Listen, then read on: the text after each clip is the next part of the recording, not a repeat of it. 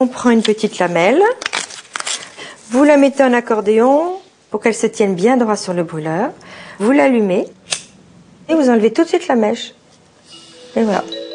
Ce que Mireille Schwartz utilise, c'est du papier d'Arménie, une bandelette qui parfume certaines maisons depuis plus de 100 ans. Le papier d'Arménie, ça évoque pour moi la Madeleine de Proust.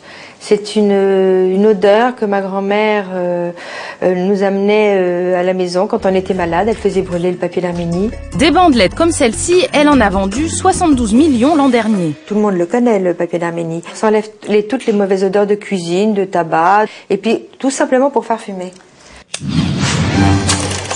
D'où vient ce papier ? À la fin du 19e siècle, Auguste Ponzo découvre au cours d'un voyage que les Arméniens désinfectent leur maison en brûlant une drôle de résine. De retour en France avec son associé pharmacien, l'arrière-grand-père de Mireille, il met au point une formule sur papier buvard.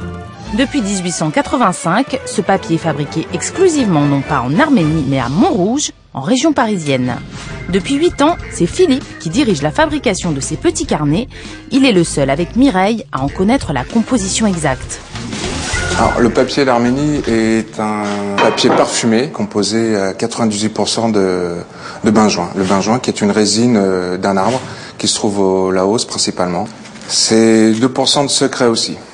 Et voilà comment on le reçoit. La résine de benjoin, transformée en poudre, est mélangée à du solvant et à la solution parfumée secrète. Elle macère ainsi pendant plus de 3 mois. Puis on plonge du papier buvard dans cette mixture et on le passe au four.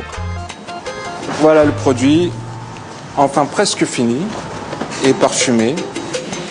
Une fois découpées et assemblées en petits carnets, ces feuilles parfumées n'auront plus qu'à être brûlées d'ici quelques semaines, quelques mois ou même quelques années. Le papier d'Arménie acheté par nos grands-mères est probablement encore valable. Je pense que si on les faisait brûler, ils auraient la même saveur.